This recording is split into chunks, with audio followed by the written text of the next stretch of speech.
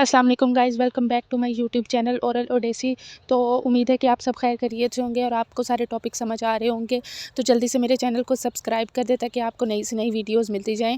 और आज का हमारा जो टॉपिक है वो है ग्राम पॉजिटिव कोकाई, जो कि पैथोलॉजी रिलेटेड है।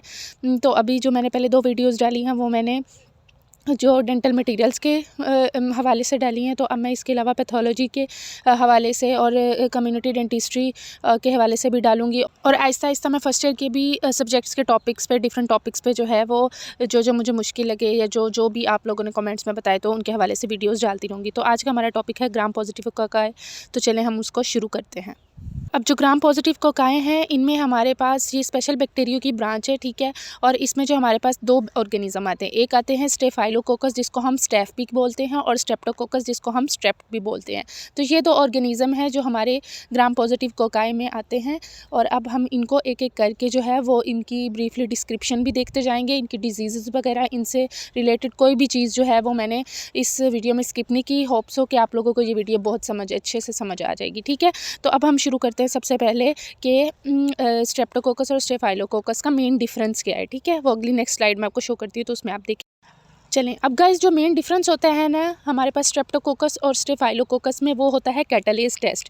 अब जो हमारे पास जो होते हैं स्ट्रेप्टोकोकस ऑर्गेनिज्म, वो कैटालेज नेगेटिव होते हैं। मतलब वो कैटालेज नेगेटिव, क्या इससे क्या मुराद है कि वो कैटालेज टेस्ट जो है वो नेगेटिव होता है, कैटालेज की प्रोडक्शन नहीं होती उसमें। जबकि स्टेफाइलोकोकस जो है वो कैटालेज पॉजिटिव होते हैं और उसमें कैटालेज की प्रोडक्शन होती है। तो सबसे मेन डिफरेंस हमारे पास यही है।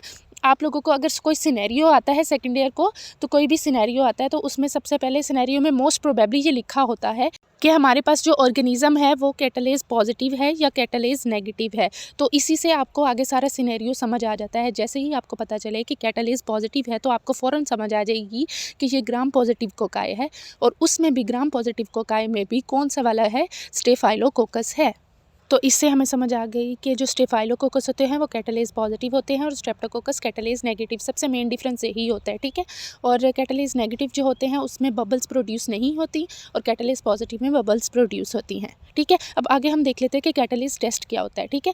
कैटालेज टेस्ट में आपको दिखा देती हूँ कि पीछे आपने कैटालेज नेगेटिव और पॉजिटिव पढ़ा, तो कैटालेज टेस्ट होता क्या है और उसमें कैसे होता है और किस बुनियाद पर आप स्ट्रेप्टोकोकस को कैटालेज नेगेटिव कहते हैं और स्टेफाइलोकोकस को कैटालेज पॉजिटिव कहते हैं, ठीक है। तो अगली स्लाइड में हम वो देख लेते हैं। अब ये देखिए कैटालिस्ट टेस्ट क्या होता है। वो कहते हैं catalyst test is a simple biochemical test. एक सिंपल बायोकेमिकल टेस्ट होता है that are used to detect the presence of the enzyme catalase in the bacteria. जो कि हमें क्या बताता है, कैटालिस्ट टेस्ट क्या बताता है, एक सिंपल सा बायोकेमिकल टेस्ट है जिसके थ्रू हमें पता चलता है कि एंजाइम कैटालेज उस बैक्टीरिया में उस बैक्टीरिया में प्रेजेंट है या नहीं प्रेजेंट, ठीक है। तो कैटालिस्ट टेस्ट से हमें पता चल जाएगा। अगर तो वो ऑर्गेनिज्म प्रेजेंट हुआ तो कैटालेज पॉजिटिव हुआ, जिसका क्या मतलब है, स्टेफाइलोकोकस ऑर्गेनिज्म है। और अगर वो ऑर्गेनिज्म एब्सेंट हुआ तो कैटालेज नेगेटिव हुआ, जिसका क्या मतलब है कि स्ट्रेप्टोकोकस बैक्टीरिया है। दूसरा पॉइंट हम पढ़ लेते हैं कि catalase catalyses the breakdown of hydrogen peroxide into water and oxygen. अब कैटालेज टेस्ट में होता क्या है कि हाइड्रोजन पेरोक्साइड जो कि H2O2 है वो किस में कन्वर्ट हो जाती है, वाटर एंड ऑक्सीजन में, मतलब H2O में एंड O2 में। आगे मैंने आपको रिएक्शन भी दिखाया है। तो कैटालेज टेस्ट में क्या होता है कि हाइड्रोजन पेरोक्साइड की ब्रेकडाउन होती है और वाटर एंड ऑक्सीजन जो है वो प्रोड्यूस होता है। उसके नेक्स्ट स्टेप में हम लाइन में वो क्या बोल रहे हैं कि this test helps differentiate catalase positive organism from catalase negative. वही बात जो मैंने आपको पहले बता दी है कि ये जो टेस्ट है वो किस चीज़ में हमें हेल्प करता है, स्ट्रेप्टोकोकस को स्टेफाइलोकोकस से डिफरेंशिएट करने में। नेक्स्ट अब हम शुरू करते हैं स्टेफाइलोकोकस। सबसे पहले हम स्टेफाइलोकोकस पढ़ेंगे और नेक्स्ट वीडियोज़ में हम स्ट्रेप्टोकोकस पढ़ेंगे। फिर इस तरह हमारा ग्राम पॉजिटिव ऑर्गेनिज्म कंप्लीट हो जाएंगे। सबसे पहले स्टेफाइलोकोकस। अब स्टेफाइलोकोकस की डिफरेंट स्पीशीज़ होती हैं, जिसमें हमने 3 जो है वो इंपॉर्टेंट है आप लोगों के लिए, BDS के लिए। जिसमें सबसे ज़्यादा इंपॉर्टेंट स्टेफ ओरियस है, जो कि मोस्ट इंपॉर्टेंट होती है। उसके अलावा बाकी 2 और भी हैं जो भी हम पढ़ेंगे। वो कौन सी हैं, स्टेफाइलोकोकस एपिडर्मिडस और स्टेफाइलोकोकस सेप्रोफाइटिकस। ये 3 अच्छी तरह से आपने याद कर लेनी है और आपका ग्राम पॉजिटिव का स्टेफ वाला पार्ट इससे कवर हो जाएगा। अब नेक्स्ट हम एक एक करके ये पढ़ेंगे। पहले हम पढ़ते हैं स्टेफ ओरियस क्या होता है। अब हमने हर ऑर्गेनिज्म का स्पेशल बैक्टीरिया में उसकी हैबिटेट ट्रांसमिशन देखना है, डिजीजेस देखनी है कि वो कौन सी कॉज करता है, पैथोजेनेसिस, क्लिनिकल फाइंडिंग्स वगैरह, लेबॉरेटरी डायग्नोसिस।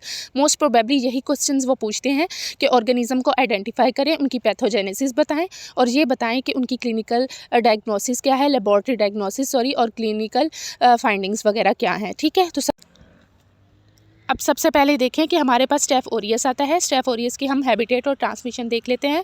वो क्या कहते हैं कि स्टेफ ओरियस की हैबिटेट क्या है कि वो स्किन में प्रेजेंट होता है, अपर रिस्पायरेटरी ट्रैक्ट में प्रेजेंट होता है और ह्यूमन नोज़ में प्रेजेंट होता है। सॉरी, पीछे से बहुत सी आवाज़ें आ रही हैं, आप इग्नोर करें।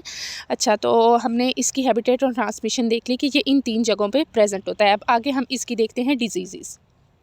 अब डिजीज़ में हमारे पास क्या आता है कि एब्सेसिस कॉज कराता है, टॉक्सिक शॉक सिंड्रोम, क्योंकि ये एक टॉक्सिन प्रोड्यूस करता है जो कि टॉक्सिक शॉक सिंड्रोम काज कराता है, कावासाकी सिंड्रोम काज कराता है, फूड पॉइजनिंग हो गया, सेप्टिसीमिया, स्कार्लेट स्किन सिंड्रोम वगैरह और बैक्टीरियल कंजक्टिवाइटिस। उसके अलावा ये डायग्राम में देखें कि सेलुलाइटिस भी काज कराता है, फॉलिकुलाइटिस भी, इम्पैटिक हो गई। बहुत ज़्यादा जो हमारे पास डिजीज़ है ना, वो ये वाला बैक्टीरिया काज कराता है। तो आपको जितनी पॉसिबल हो आप याद रखें और वो आप लिख दें। सारी याद करना ज़रूरी नहीं है, तो आपको जितनी भी याद हो एज़ पॉसिबल आप उसको याद कर लें और वो लिख दीजिएगा, ठीक है। नेक्स्ट हमारे पास पैथोजेनेसिस आ जाती है। अब ये जो टेबल है मैंने ये की टू BDS की जो बुक है माइक्रोपैथ वहाँ से लिया है, जो डॉक्टर हंसला की बुक है हमारे पास की टू BDS, उससे मैंने ये टेबल लिया है। तो इस टेबल में बहुत अच्छा उन्होंने डिस्क्राइब किया है। तो सबसे पहले देखें कि एंटीरोटॉक्सिन, हमारे पास स्टेफ ओरियस ने एंटीरोटॉक्सिन प्रोड्यूस किया, जिसने क्या किया कि वो एंटीरोटॉक्सिन एक सुपर एंटीजन के तौर पे एक्ट करता है GIT के अंदर। GIT के अंदर वो एक सुपर एंटीजन के तौर पे काम करेगा। उसके बाद क्या करेगा, स्टिमुलेट कराएगा रिलीज ऑफ इंटरल्यूकिन 1 और इंटरल्यूकिन 2, IL-1 और IL-2 के जो है उसकी रिलीज़ कराएगा, ठीक है। एक सुपर एंटीजन आया GIT में, उसने रिलीज़ कराया इंटरल्यूकिन 1 और इंटरल्यूकिन 2 को, जिसकी वजह से क्या हुआ कि vomiting is caused by serotonin release from mast cells. क्या हुआ कि हमारे पास वॉमिटिंग काज हो गई, क्यों? क्योंकि मास्ट सेल्स रिलीज़ हुए, ठीक है। उसमें से क्या हुआ, सीरोटोनिन रिलीज़ हुए और उसकी वजह से वॉमिटिंग हुई, जिसने क्यों? क्योंकि स्टिमुलेट हो गया था हमारा एंटेरिक नर्वस सिस्टम, जिसने क्या किया, फूड पॉइजनिंग काज करा दी, ठीक है। अब मैं दोबारा से आपको ये सारा बता रही हूँ कि इसमें क्या हुआ कि हमारे पास एक एंटीरोटॉक्सिन था जो कि किसने प्रोड्यूस किया, स्टेफ ओरियस ने प्रोड्यूस किया, और वो सुपर एंटीजन के तौर पे एक्ट करता है GIT ट्रैक्ट के अंदर। उसने क्या किया कि इंटरल्यूकिन 1 और इंटरल्यूकिन 2 को रिलीज़ कराया और वॉमिटिंग काज कराई।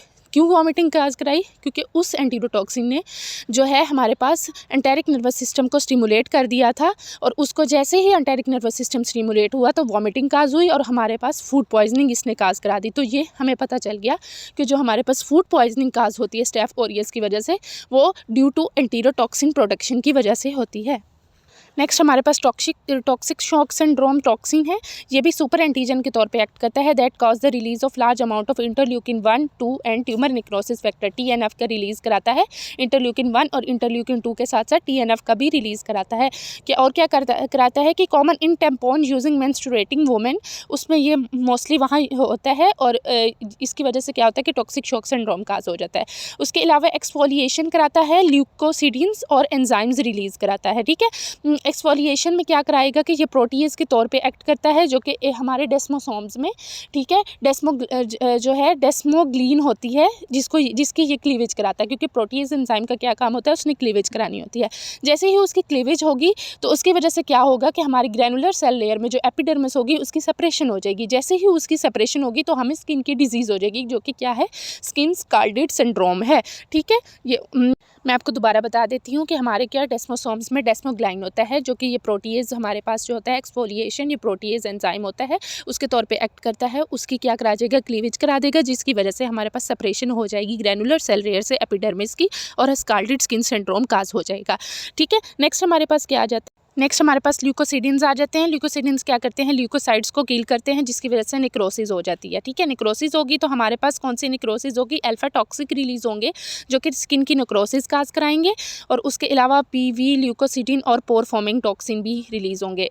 और इसके अलावा हमारे पास लास्टली जो है वो एंजाइम्स रिलीज़ होते हैं। स्टेफ ओरियस एंजाइम्स रिलीज़ कराता है, जो कि कौन कौन से एंजाइम होते हैं, कोएगुलेज होता है, हियालुरोनिडेज होता है, प्रोटीएज होता है, फिब्रिनोलाइजिन, न्यूक्लिएज, लाइपेजेस वगैरह। होप सो आपको पैथोजेनेसिस बहुत अच्छे से समझ आ गई होगी। आप सिर्फ इतना भी लिखते हैं पेपर में तो ये मोर देन इनफ होता है।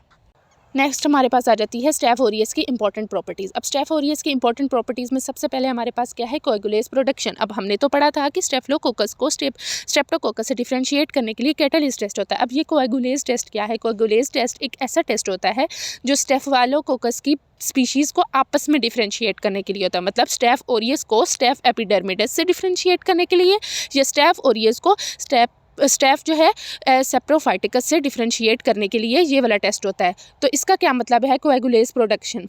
आगे हम पढ़ते हैं कि ये क्या कह रहा है। कह रहा है कि Staphylococcus aureus is differentiated from other species of Staphylococcus by the production of coagulase enzyme. जैसे ही कोएगुलेज एंजाइम प्रोड्यूस होगा, हमारे पास सिनेरियो होगा, सबसे पहले कैटालेज पॉजिटिव लिखा होगा तो हमें पता चल गया स्टेफ।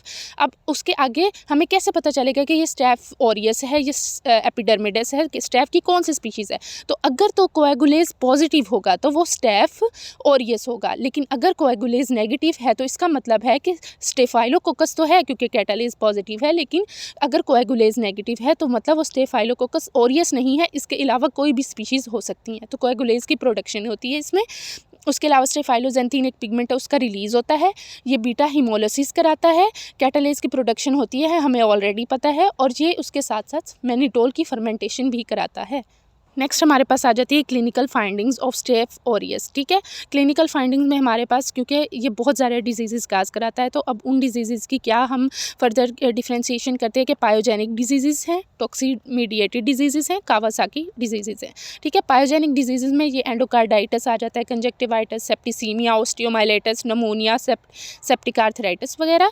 और टॉक्सिन मीडिएटेड डिजीज़ का क्या मतलब है कि टॉक्सिन जो प्रोड्यूस करती हैं, जो सुपर एंटीजन के तौर पर काम करती हैं, तो उसमें हमें याद होगा कि फूड पॉइजनिंग भी एक सुपर एंटीजन के जो है वो कराता था, जो एंटीरोटॉक्सिन रिलीज़ होता था। और उसके अलावा टॉक्सिक शॉक सिंड्रोम टॉक्सिन जो है वो भी रिलीज़ होता था, जिसकी वजह से हमारे पास टॉक्सिक शॉक सिंड्रोम होता था। तो इसलिए ये टॉक्सिन मीडिएटेड डिजीज़ हैं। अब ये कावासाकी डिजीज़ काज कराता है, जिसमें मायोकार्डाइटिस, एरिथमियाज वगैरह और कोरोनरी आर्टरीज डिस्ट्रक्शन, हार्ट से रिलेटेड डिजीज़ वगैरह भी ये जो है हमारे पास स्टेफ ओरियस काज कराता है।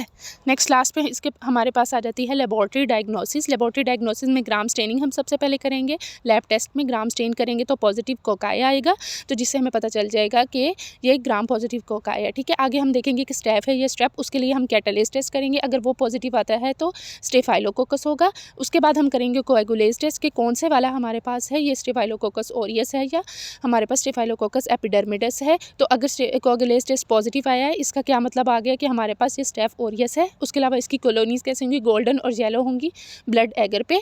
मैनिटोल साल्ट एगर पे ये फर्मेंट्स करेगा मैनिटोल। ठीक है, फर्मेंटेशन होगी मैनिटोल। और हिमोलिसिस एज जैसे मैंने कि आपको पहले बता दिया है कि बीटा हिमोलिसिस कराएगा। तो आज का टॉपिक यहीं पे एंड होता है। मुझे पूरी उम्मीद है कि आपको ये टॉपिक सही से समझ आ गया होगा। अगर आपको किसी भी चीज़ की समझ नहीं आई तो आप मुझे कमेंट्स में बता सकते हैं। और नेक्स्ट वीडियो तक के लिए अल्लाह हाफिज़।